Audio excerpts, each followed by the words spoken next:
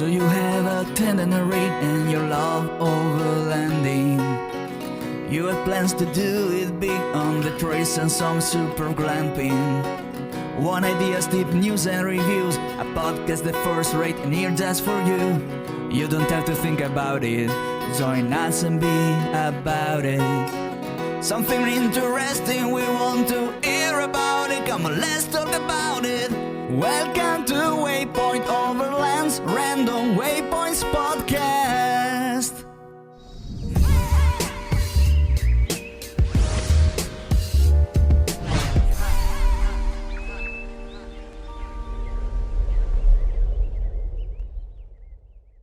Sponsored by Midland, communication for every adventure, the industry leader in radio communication technology and innovation for over 50 years. Sponsored by MyMedic. Sponsored by Tembo Tusk. Sponsored by Shower Pouch. Sponsored by DeMoss Collective, mission built and made for mobility. Sponsored by BrewTrek. Sponsored by Hard Impact Designs. Always remember, the opinion you follow should be your own. Just consider the things stated here to be a second opinion from a complete stranger online. So we were pretty busy at Overland Expo. Would you agree with that? Oh, yeah. We were very busy. Yeah. So let's talk about that. I think this is a great time for us to go into taste tests. Taste tests. Taste test is where we evaluate the taste of a food product, whether on its own or compared with other products. Some taste tests will be conducted blind, while others will focus on a particular brand or item. All right, Candy, you did a taste test with me. This taste test involved food, but it wasn't about the food. It was about cast iron. Yep. We took 3 of the most popular top brands, American made, outside of Lodge. Yep. And we tested them. Yep. And we're also going to include in this taste test Lodge because we both have extensive use with Lodge. So I think it's very easy for us to add that as another. So it's going to be Finex, which makes the octagonal cast irons that people love so much and they like to see in pictures. There's the Smithy Ironware, which is becoming very popular. And then there's Field Iron Company. So we have Finex, Smithy, and Field. I feel so I know that there are going to be some people inevitably that are going to be in the comments and they're going to be like, well, you don't need to spend that much money on a cast iron skillet. I could take a old cylinder from my car and smash it for $5 and cook off of that. You know, there's going to be somebody down there like that. Or I remember in my day, cast iron, you just needed you know how people talk. I do. Well, with that, I just want to say I feel, okay, that's fine. Mm-hmm. That's fine. But I also feel don't cheap out when it comes to cast iron pans. You're choosing a piece of cookware that you could use every day for your entire life. So don't just grab the cheapest one you see. And, you know, they can become heirlooms. A lot of times the biggest fights in families when you die is who gets the cast iron if you got good cast iron. I've got my great-great-grandmother's cast iron pan. Mm-hmm. And I learned how to cook on it as a kid, and I use it to this day. Yep. So if you want to, if you're not into cast iron, that's okay. But this is about nice cast iron today, right? Mm-hmm. Sounds good. So let's break them down. Let's start with the Finex. So first of all of the cast iron we used were skillets, and they were 10-inch cast iron skillets. So before we get into them individually, what did you think about the size 10-inch? and using it to Uh, cook in an overland camping type situation? I like the 10-inch pan. The 10-inch pan is extremely versatile, especially with a lid. You can cook for a number of people with it. You can, cook just for yourself. It's portable enough. I think the 12-inch gets a little cumbersome whenever you're trying to use it for travel. But the 10-inch, I think, whenever you get, so you don't just have the width, the round, it's not just about it being round, but it's also the wall height as well. So you can cook things like, you can make gravies, you can make little stews and maybe soups and things like that in there. In addition to your eggs and bacon and sausages, it's or your steaks. It's just an extremely versatile size because of the wall height all the way around. And typically they all come with lids too, whenever you get to that size. I agree with you. So let's go into the first skillet. All right. Okay. First one well, no, I do want to say something about the 10-inch skillet. I like the 10-inch skillet size, but if I were recommending a person that's going to be traveling and they're only going to have one cast iron skillet, go for the 12-inch skillet. It's going to be heavier. It's going to be cumbersome, like you said, to figure out a place to store it where it doesn't rattle around and wreck other things. But if you're going to be cooking, and every now and then you're going to be cooking for others, go with the 12-inch. Those extra inches are going to help.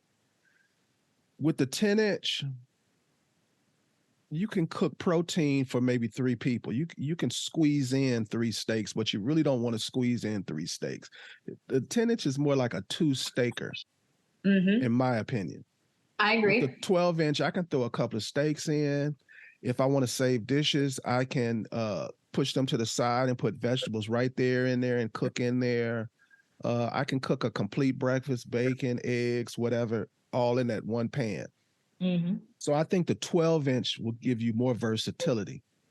Now, we used the 10 inches because we were using multiple pans, so it was better, and I was transporting them to the event, so it was better for me to use the 10 inches. Now, one of the advantages to me with the 10 inches is if you buy 2 of them, they fit perfectly on just about any burner without you having to slide one a little off the burner for the other. You know what I mean? And if you're going to get the 10-incher, my recommendation is to get 2 10-inches. Now, the first pan we're going to talk about is the Finex. It's a 10-inch skillet. And with the lid, it's $200. And without the lid, it's $200. And it's $250 with the lid. Okay. And that was the only one that we cooked with its lid. We used a lid on them all, but the only one we actually used the company's lid on was the Finex. Okay. And just a little history for people who may not know anything about Finex. They set some kind of record at the time when they started as a Kickstarter. And they set some kind of record at the time for how well they did on their Kickstarter program. They went well past their goal. And they're out of Portland, Oregon. And Lodge bought them. Oh, okay. So Lodge is the foundry now. And then they ship the skillets to the same Portland, Oregon location. And that's when they do the final process where they smooth it out, the inside and, the final polishing and all of that stuff. So were all of these cast iron pans that we're talking about, are they all made in the U.S.? Yes, ma'am. Okay. And yeah, that's it. So what did you think of the Finex skillet? So the Finex skillets, I thought put a really consistent sear on the food that we were cooking, because I believe we were cooking chicken. We had several pieces in there. And I did feel that the heat was very evenly distributed throughout the bottom. So you were able to get a consistent sear with that. That being said, it was very heavy, particularly whenever you added the lid. It was very heavy. So if you have maybe some strength issues in your arms or something like that, you may want to either skip the lid entirely and maybe use tin foil over the top.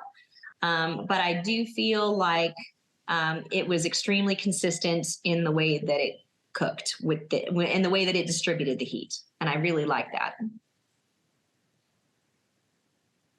I'm looking up how much it weighed. I didn't even consider that. So Okay. the 12-inch skillet with a lid is Or a 10-inch. Oh, that's a 10-inch. I'm sorry. Mm-hmm. Yeah, the 10-inch is 11 pounds. See, that's heavy. That's real heavy. Mm-hmm. But the reason it's seared so well, in my opinion, is because of how heavy it was. I mean, it's significantly thick. You see why it's heavy. Yes. And it's a beautiful pan. It's very, I think the shape of it is it's very elegant and it's different. And I liked it. Yeah, if you were to just Google different cast iron dishes, Mm-hmm. I would venture to say 35 to 50% of the photos are going to be taken using that skillet. It's a very popular skillet for photography, food photography, I get that. because of how it looks. Well, and so the other thing that I did appreciate too was the cool handle that it had as well. The handle that's on there, they have it a separate material wrapped around it so that it doesn't, so you don't touch the hot part. It's cool to the touch, and I appreciated that because I didn't have to remember to put on the mitts or anything like that. Yeah, I remember when these first came out and they were talking about the cool handle. I was like, oh, this is BS. But when we were cooking, we never used anything, just grab the handle. As long as the heat element does not actually hit the handle, it stays pretty cool. Yeah, I was very impressed by that as well. I thought that was a really nice design element. Yeah, it's a stainless steel coil, so it cools faster too. So even if it does heat up, it cools off much faster than the rest of the pot or the pan. Mm-hmm. As far as the searing, I absolutely agree. If I was going to cook a steak, and the most important thing to me was to get that sear, which usually is the case when you're cooking a steak. Yes. Hands down, the Finex one. Yeah. Not even close. Yes. Also, if I were like cooking vegetables, like potatoes or something in it, it's a great serving dish because it retains the heat. So I can literally bring that skillet to the table, and it's going to keep that dish warm because of how thick it is and how much heat it retains. Mm-hmm. Yeah, I could see that. Just make sure you put your trivet down. So we're going to come back to it, but I want to just briefly go into a little bit about each one of them first, okay? Mm-hmm. So the next one was the Smithy Ironware number 10 cast iron skillet. Okay. Without a lid, the 10-inch is $170. And you got a few options. If you want a lid, there's the number 10 combo set that has a 10-inch griddle that is also a lid. Okay. And that's $250. Or you can opt for a glass lid, which is only $40. So that brings your total to $210. I would highly recommend to spend the extra money if you're going to go this route and get the 10-inch griddle so that you can have a cast iron top. Especially traveling, you don't want a glass top. No. Yeah, I agree with that. And you have a 10-inch griddle. So, you can fry up your meat in one pan and use your top to make pancakes or French toast or whatever it may be. So I think that's the more versatile one. But we only just had this skillet and we used a regular top because I'm not about to pay extra money for that, that top. So what did you think of the Smithy Ironware? So the Smithy Ironware was something that I was not as impressed with. It had hot spots in it. I didn't feel as though the heat was as evenly distributed throughout the base. It's a very nice piece of cookware, absolutely, but I just didn't feel as though the heat was as spread as evenly in the bottom of the pan like it should have. We kept having to move the chicken around to the hot spots to get the proper sear that we were looking for. I agree. Mm-hmm. And the weight on it was not that far off, so you would think that it was sear as well. I'm looking for the weight. I don't see the weight, but I know there's not much difference in weight because I've seen the information before. So just because it's heavy doesn't mean it retains heat well and disperses it well. No, it just takes a lot longer to heat up, actually. Mm-hmm. Yep. Which uses a lot more fuel. So people need to think about that too. So in general, if somebody said, do I like them? Should you buy them? I'd say yes, but it wouldn't be my first choice, especially for the dollar amount. Yes, I agree with that. I don't know if you've looked at the whole brand and all the things that they have. You can buy a beautiful set of cast iron from Smithy Ironware. They have like several sizes of Dutch ovens, a bunch of sizes of pans, some with handles, some without handles. Like I mentioned, glass lids. Some of the Dutch oven lids actually fit onto the cast iron skillets. The 5.5 Dutch quart oven, you can take that top and use it on the 10-inch. So if you buy the 10-inch skillet and you buy the 5.5 quart Dutch oven, you've got a complete set. You can just take the top and go back and forth. Well, that's handy. Mm-hmm. I don't know why companies don't do that automatically. Because that's not a thing across the board from company to company. Some of them will have like a odd number, like it's not really a 10-inch, it's a 10.25 inch or something like that. And you were asking about where the others made in America. Smithy Ironware is made in North Charleston. The original headquarters is still there. You can take tours there. They like for you to see what they do. I would like to do that, actually. That would be fun. North Charleston, South Carolina. North Charleston. South Carolina. All right. So that's something I would enjoy. So let's briefly cover the Field Company cast iron skillet. Field Company, and even though it's a 10-inch, they call theirs a number 8. Usually that number coincides with the inch, but this one doesn't. Field Company number 8 cast iron skillet. This is one of those 10 and a quarter inch skillets. All right. Without the lid, it's $145. And with the lid, it's $245. Okay. So before we get into it, I want to get into the price part of this. It's pretty close. So you can be tricked with these. So the Field, just without the lid, is $145. The Smith without a lid is $170. The Finex without a lid is $200. So your first inclination is, well, wow, let me get the Field because it's such a huge difference in price at $145, right? But if you decide to get the lid, now it's $245. And so $100 more. And it's $115 more if you don't buy it at the same time. But let's go with the $245.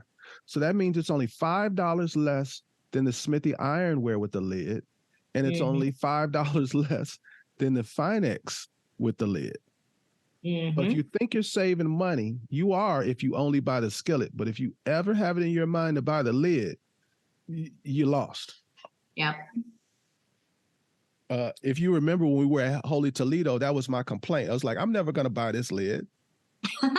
Yes, I remember this. But I'm forced to. And I'll tell you why later. I'm going to end up buying the lid. Okay. So what did you think of the Field Company skillet? So I thought that, first of all, it's a tiny bit lighter than the other two. It's not quite as heavy as the other two. But whenever we were cooking with it, the sear was excellent. I thought the heat distributed along the base very well.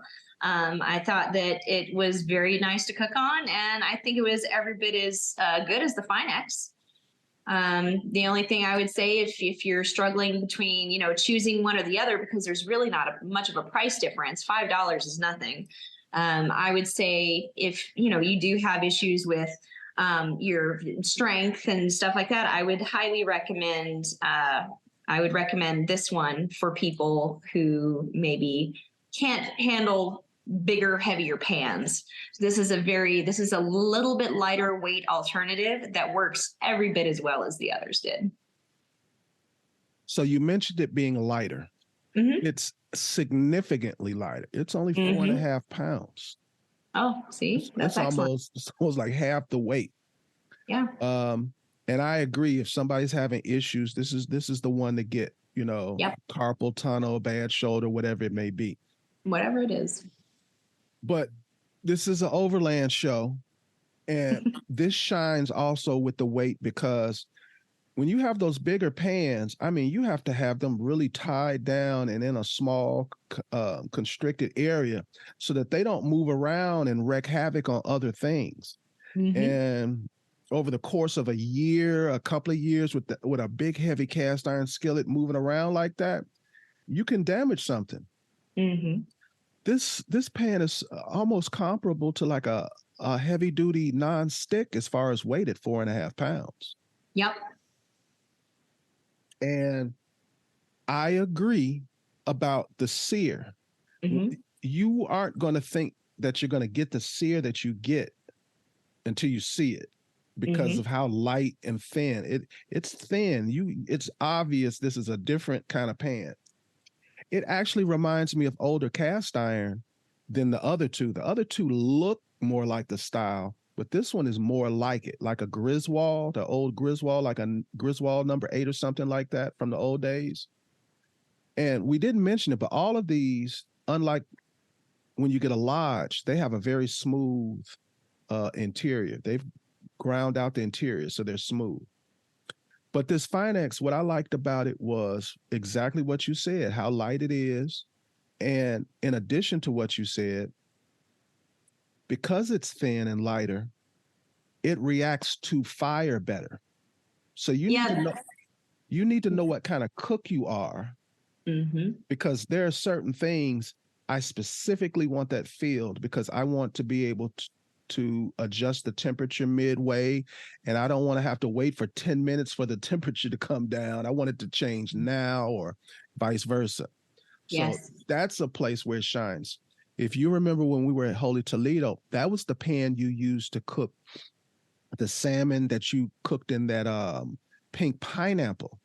Mm-hmm. And it was very important that you were able to adjust the heat immediately, or you could have burnt that whole thing real easy, and it turned out wonderful. So I attribute 80% of that to your talent, 20% to the tool. Yeah, your cookware is very important, and never underestimate how important the right cookware is, especially like you said, know what kind of cook you are. Oh, and I forgot to say, because you wanted to know where the Field Company, their offices or headquarters are in New York, but their production and fulfillment are in Indiana, Illinois, and Wisconsin. Okay. Okay, so we basically covered the basics and generalities of these three.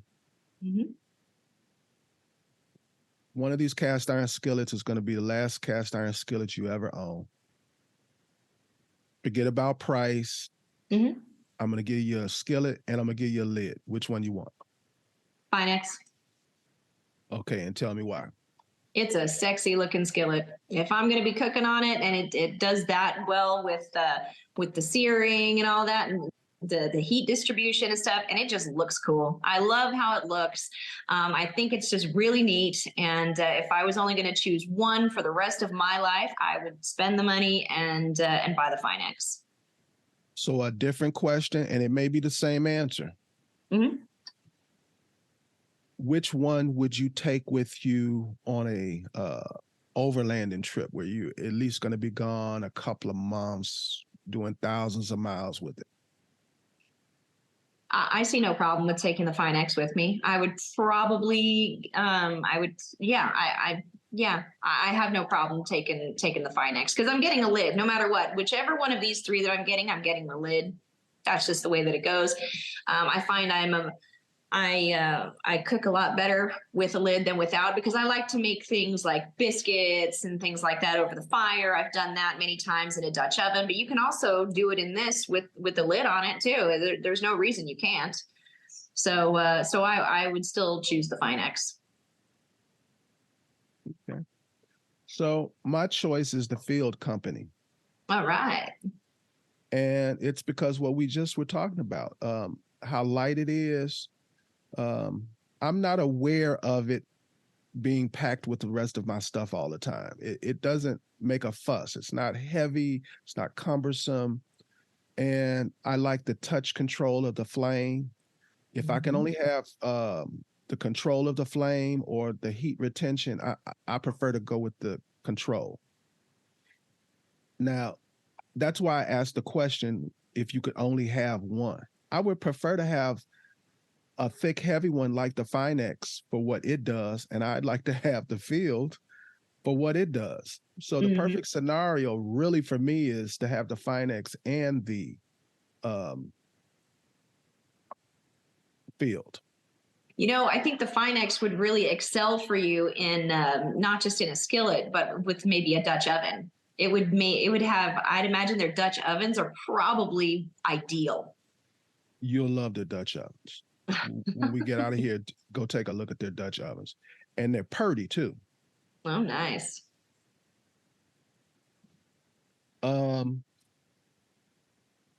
So you said you would go with Finex, and I said I'd go with Field.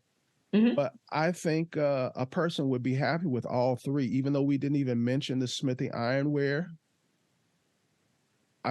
I think a person, because I use the Smithy ironwares at home. That's the one I use at home. Okay. So I do use them. Good. But it just happens to, somebody has to be number three. Yep. Yeah, they were all really great. And I don't think that anybody would go wrong choosing any one of them. This is just, our experience with what we cooked over the weekend. What did we cook on these things over the weekend? I'm sure people would like to know that. We cooked some beautifully seasoned chicken on there, fresh chicken. And we skinless, boneless chicken thighs.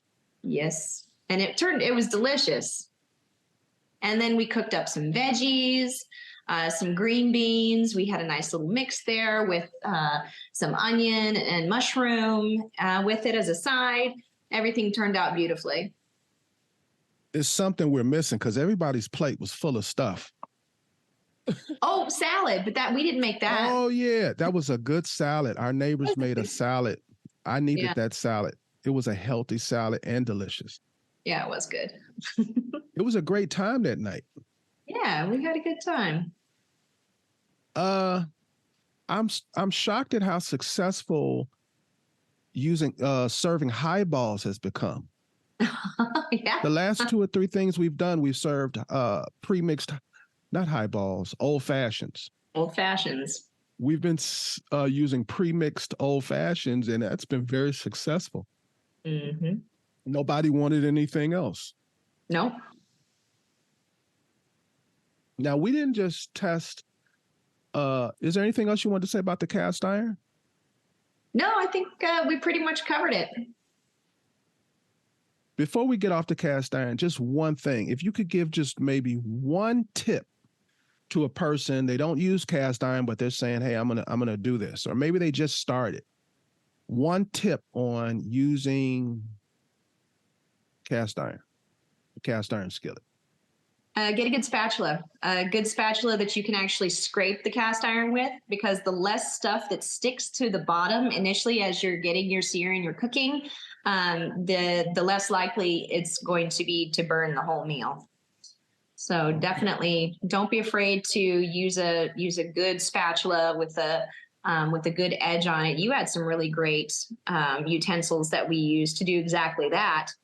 And, I would say definitely don't use bamboo, don't use wood, don't use plastic. Get a good edge, a good metal spatula with a good edge on it so that you can scrape the bottom of that pan. Don't be afraid to do that to keep things from sticking to it.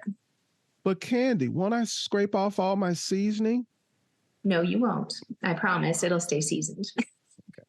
I just wanted to make sure to get that out there, because there's a big debate on whether you use metal on your cast iron. And no. And with the wood, I would use that for like an enameled Dutch oven or something like that. Yes, definitely. If it's enameled, it's different. But whenever you're talking about raw cast iron like this, yeah, definitely don't be afraid to use that metal spatula or use those metal utensils. So if I'm going to give one tip, my tip is going to be patience. Most people, the biggest mistake they make with cast iron is they don't allow the pan to properly heat up. Let it sit there on that flame for a good 5 minutes. I usually put my cast iron on the flame, and then I start doing my food prep. So I do way beyond that. People are under the impression that cast iron is a good conductor of heat, and it is not. It retains heat real well, but it takes time for it to get that heat. Once it gets that heat, then it spreads it evenly. But otherwise, that's why one steak will be perfect and the other steak looks raw. It's because you didn't give it time. Or you're cooking chicken or fish or something in it, and you're like, why every time I turn it, it breaks up?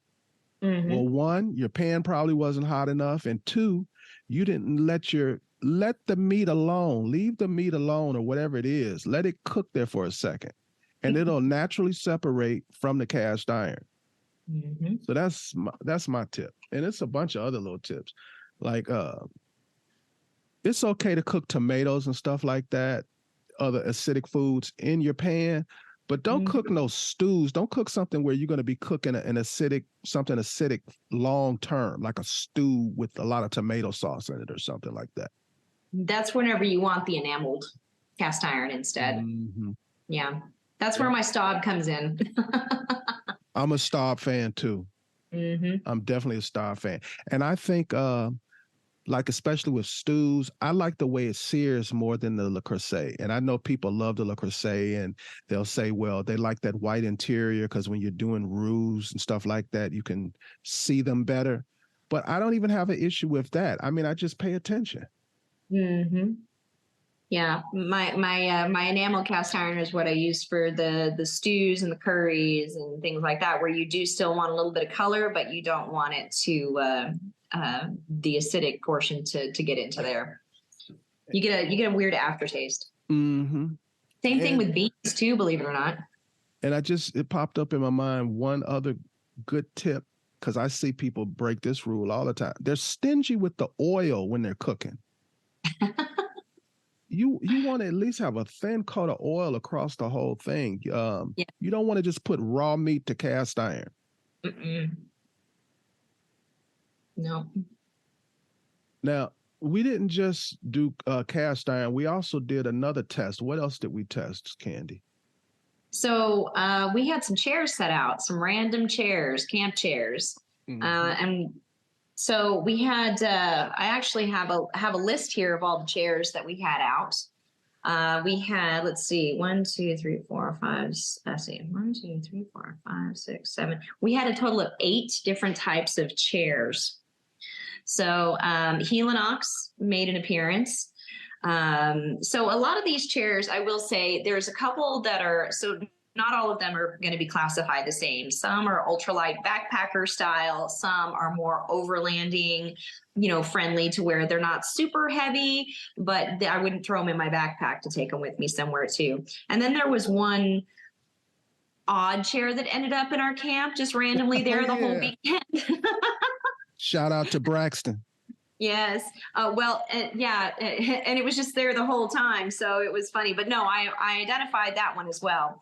So, so for Helinox, we actually had two different Helinox chairs there. We had the swivel chair, which was pretty cool. And then the Chair Zero, which is their ultralight backpacking chair. Then we had from Big Agnes, we had the Skyline ultralight stool. Oh yeah. Yeah. From GCI Outdoors, we had the Pico chair, which that's the one that I've always carried for years and years. It's been with me for a long time. Then you had your Front Runner Expander camping chair, which is similar to the Pico in the way that it folds up. So it's very nice and compact. The REI Flex Light, and the Kelty Low Love Seat, sponsored by Braxton. So was there a chair in your mind that kind of stood out that you always gravitated toward? It's going to sound really crazy. What was the one that Braxton had? That love seat, the Kelty Low Love Seats. I kept going to that seat to sit in it. It's made for two people to sit in, but like I would have whatever it was I had, I would have it sitting right there in the chair next to me, or I would twist to the side and I'd put my legs up into the chair. It was like almost like an outdoor couch. I enjoyed that chair. It was comfortable. Yeah. Yeah. Well, so was it because it wasn't even supposed to be in the contest?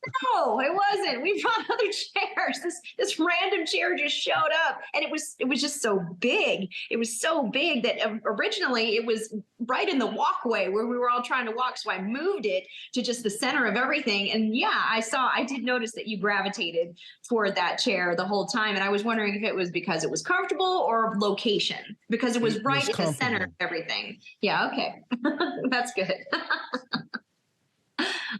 I don't think I'll be getting one because considering how big it is, it does pack down small, but not small enough. Right. I agree with that. It just looks weird to have a dual chair for a solo traveler too.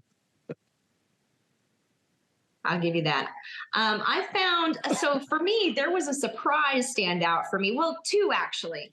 So one was the made by Helinox, and it was the swivel chair. The swivel chair was really neat. It was very, very comfortable. And because you could swivel a little bit in it, I don't know, it made it kind of fun, almost like you're sitting in a rocking chair, but you're swiveling, a little bit, side to side instead of back and forth. So I did find the Helinox swivel chair to be very, very comfortable. The other surprise for me, which probably surprised me more than the swivel chair, was the Big Agnes Skyline ultralight stool. It sits at chair height, so it's 15 inches off the ground, just like their chair would be.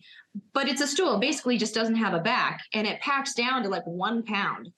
So if you're backpacking or you're at a game or you're, going to the park or something like that, and you just want to throw something super light that folds down really, really tiny and sets up really easily, this little stool is a pretty good option.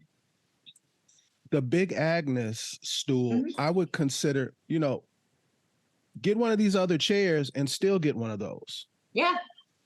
Yeah, we've had it was great to have so that people could just, here, I have a stool for you to sit on. Oh, okay. Whenever it wasn't being used as a stool, I used it as like a little table because I put a basket in it and everything. I mean, it was just super, versatile and interesting how it ended up getting used.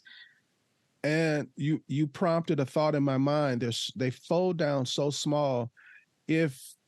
If your situation is anything similar to ours, where pretty much when we show up, that's where everybody gravitates to, everybody comes over and hangs out.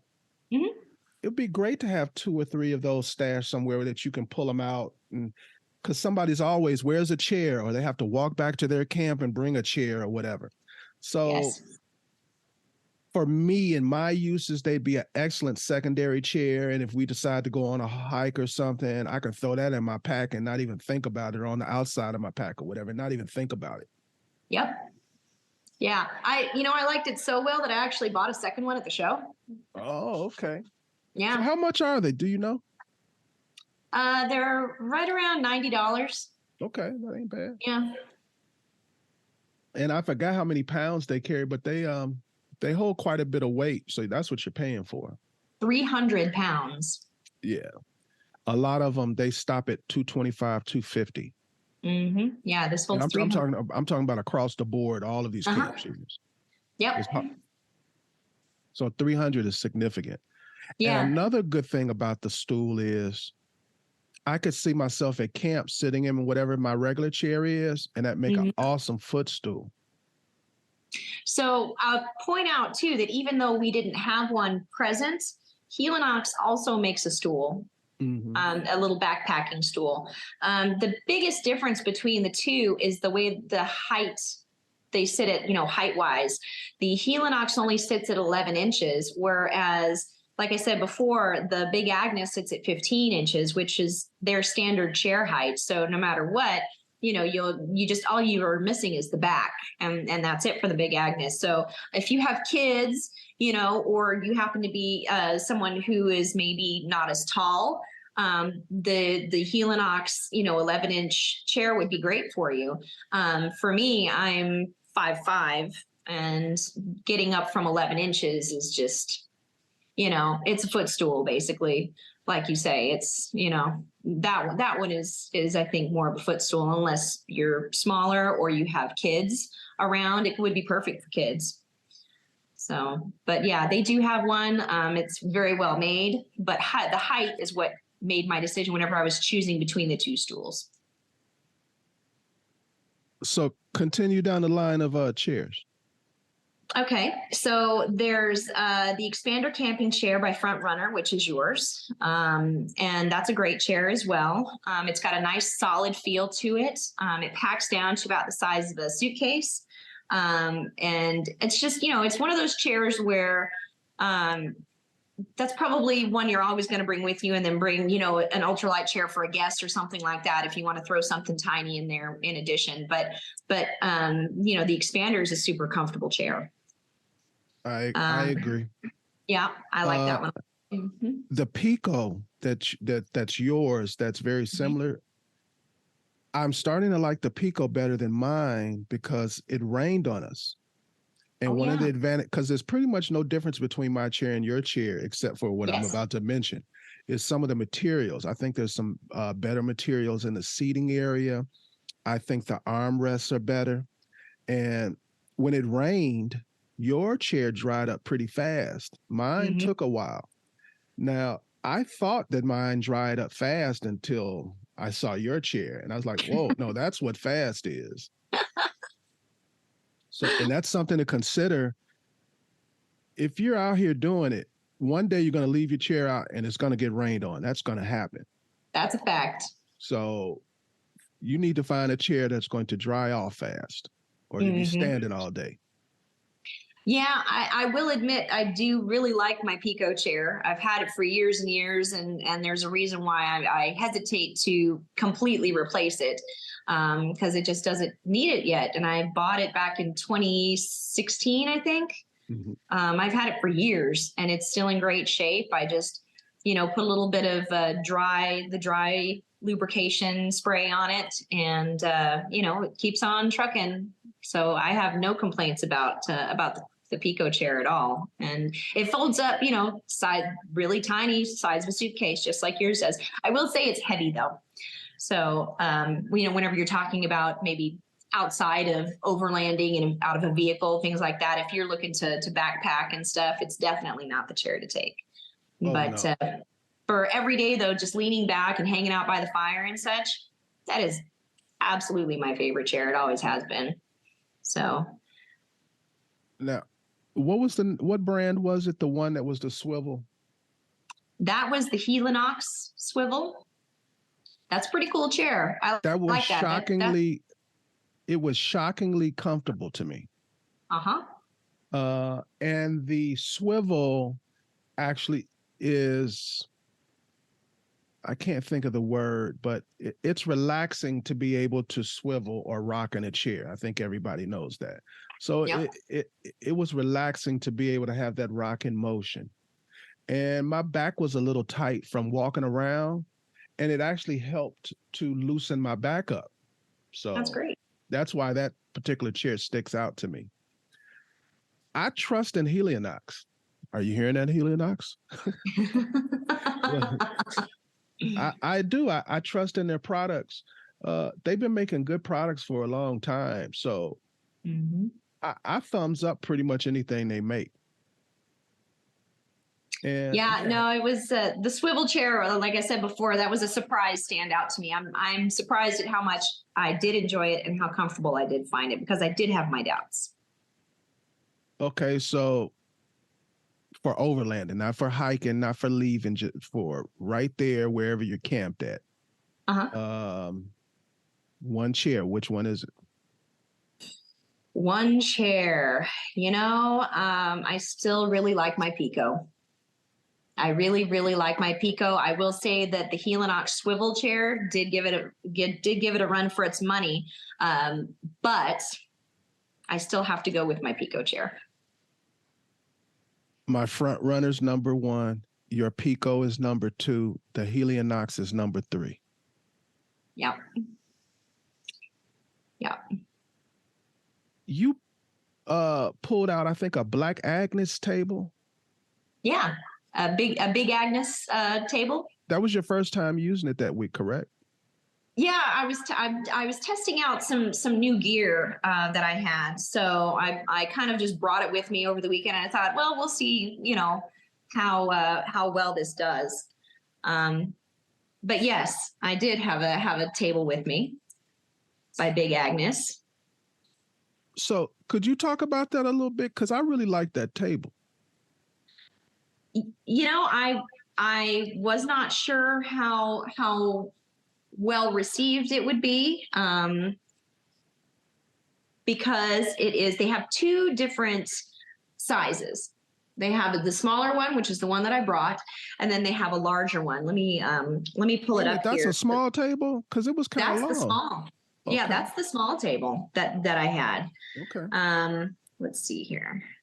So it is called, the name of it is, hold on a second here. So there are 2 different sizes here. The one that I brought is called the Woodchuck Camp Table. Mm-hmm. And the taller version of that is called the Soul Kitchen Camp Table. Oh, I like that. Yeah, right? SOUL? SOUL. All right. Yeah. So it is standard. That one is standard table height, just like the one that you have. And it's very similar in size. So I'm talking about, just to be clear, one that I did not have with me, but I'm talking about its bigger brother here, essentially. And let me pull up the specs here for you so that we have them. Trail weight is 4 pounds, 4 ounces. It packs down to 4 inches by 5 inches by 28. That's its pack down size. And the dimensions of the table, whenever it is open, is 27.5 by 24 by 24. So it's a pretty good size top. Well, so what I was impressed, there are a few companies making a similar table, and all of them, their big selling point is it breaks down small. It's made out of these materials, but when you put it together, it's like a hard, flat surface for a table. The Big Agnes is the only one that seems like a really actual hard table. The other ones, you put your cup on it and it's firm, but it's kind of bouncing around a little bit. Yeah, there's a lot of flex. Yeah, we put flex. That's the word I was looking for. There's a lot of flex. With the particular, the Agnes, it didn't really have that flex in it. So that's what I liked about it. So the specs on the table that we had at camp The trail weight is 2 pounds, 3 ounces on it. So it's half the size, it's half the weight. Packed size is 21.5 by 3.5 by 4.5. So it packs down really nice and small. So, but the table itself, the dimensions are 21.5 by 17 by 15.5 tall. So it's a good size. So whenever we were just kind of, so you had the taller tables, right? I remember us just randomly, wherever we needed an extra table or an extra shelf even, this little table went there. And it had stuff on it. So it was very handy, very convenient. Plus it was coffee table height. So here we are sitting in the Kelty low love seat, right? And I brought over the little coffee table, and that's where we put our cups and stuff. It was like a living room. Yeah, we did. We had a whole little living room set up there, and it was great. We had a nice little setup going on, but that little table turned out to be extremely convenient just because it was a shorter table. So whenever we had like my tailgate table that I have on my Jeep, I put it down. I wanted an extra shelf underneath, or I wanted to put something underneath. It fit perfectly and put whatever I wanted on top of it. It was great. I also was able to use my Tembo Tusk Scottle on it, which was very nice. So I just had it there, and it was just very convenient. So yeah, all in all, it was a very versatile piece of kit, and it may be coming with me more often now. Yeah, I was sold once you put that big old Scottle on there, and it didn't shake or anything. It was rock solid. I was shocked. Yeah, I was very surprised. Now, I don't want people to think we spent the whole time in camp cooking and sitting around in chairs. We would have liked to. Yes, we would have. But we worked very hard. You had a bunch of classes. It seemed like every time I talked to you, you were headed to a class. I taught a total of 9 over the weekend. So I had 3 every day. Yeah. And they were all different. So what did you think of Overland Expo Mountain West? So I've been since the beginning. I've been since the very first show there in Loveland, Colorado. And I think that it has just gotten better. I think this was the best show at that location that I've been to. That's my opinion. So I went to the first one and I went to this one. Mm-hmm. So it's been years in between. So it was obviously going to be better than the first time. The first one, they had this big windstorm and yeah, it did. And it was burning hot the whole time. And this was actually better to me. Some people were complaining about the rain, but I was actually happy not to have dealt with the heat that I dealt with the very first time. Mm-hmm. Oh, wow. Did it rain hard? You know what? We should talk about our camp setup, because we had some severe rains and we were chilling. Mm-hmm. And yeah, I was laughing because as we're putting this whole thing up, I thought, oh man, it looks like the circus has come to town or something like that, because we just had, but I tell you what, we had the last laugh, that's for sure, because everybody was coming over to huddle underneath our whole setup there, because we made sure we had it. So we have, the company that I have this big tarp set up through is called Force Protector Gear. Force Protector Gear makes a really, really nice tarp. Essentially, that's what it is. It's a tarp. And I have a series of them with poles and all that. And we essentially, we saw that the rain was coming. So I set up appropriately to shed the rain and all that stuff. Okay. So I basically made us a big circus tent, essentially, was what we did. So we had a place to hang out. We had a place for other people to come hang out. We could both cook, because we had our cars parked side by side, and we had what was it? Maybe 8 feet between us? I think so. That much. Yeah, something like that, because we were forced to be, pretty tight because everybody was parking. We had to be pretty tight. That's how they set us up. So we had parked side by side, and I set it up so that we each had tailgate coverage, over top of both vehicles. And then we had this common area over top in the center. So we each had space to cook. We each had tables all set up. And then in the center, we had like the living room area with, chairs and the table, and that's where everybody kind of gathered. And it was great. We were dry. I think we had the only dry piece of real estate in the whole show, to be perfectly honest, because I saw other people with their awnings out and everything, and they were nothing but mud because the rain was coming sideways. It was coming in sideways, and it was getting underneath and everything. We had it set up really, really well. And we didn't have, our chairs got a little bit wet because, we were careless and left them outside the cover. But whenever they were in the cover, it was completely dry. So my dog had a nice dry spot to lay down whenever the rain was coming down really, really hard. And we had great spots to be and be dry and kind of dry off and take care of what we needed to do. We were able to sit and relax and enjoy and eat. We were able to wake up in the morning and have coffee. We didn't miss a beat. So shout out to Force Protector Gear. Love your stuff. I highly recommend it to anybody who's looking to protect themselves against rain and sun and even snow, because I've used it in all of those situations, even up in Canada, up north, and it's really held up really, really well. I'm going to make sure to show some footage of the rain and the Force Protector Gear so people can understand. We were literally in a storm. Yeah. And we were totally cool. We had no issues. We were laughing and drinking and eating and celebrating. Like you said, people were coming over. Mm-hmm. And I want to give people an idea of how much area, what's it called again? What is it called? Force Protector? Force Protector Gear. Mm-hmm. Or FPG for short. Mm-hmm. I want people to have a really good idea of how much ground we had covered and protected. We had a love seat. Mm-hmm. We had about 5 more chairs. We had 2 big tables, a medium-sized table, and the little Big Agnes table. We had 2 or 3 stoves, plus people. Yes. We threw a party under it, and we had about 12 people. Not mentioning people who were not under the tent, but actually under, not tent, but the Force Protector.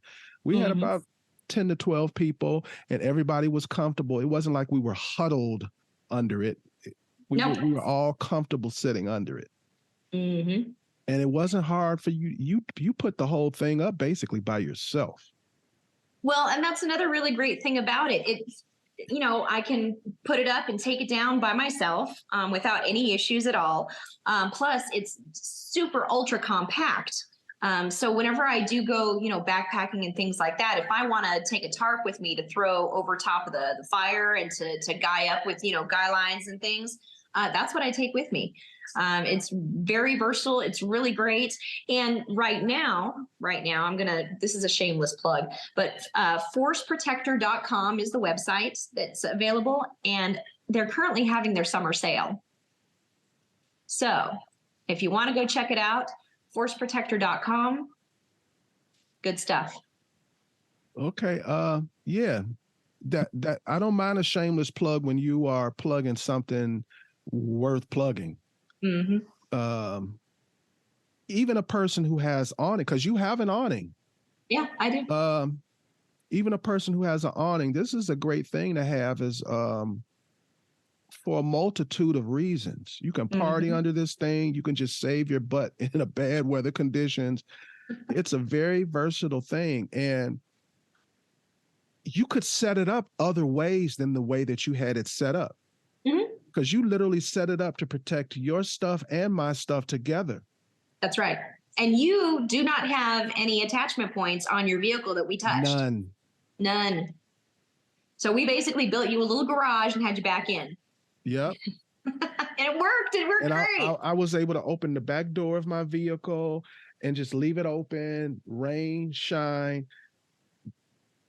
It was like we had a house. Yeah, it was great. You have been listening to Waypoint Overland's Random Waypoints. Like, subscribe, and stay tuned for more.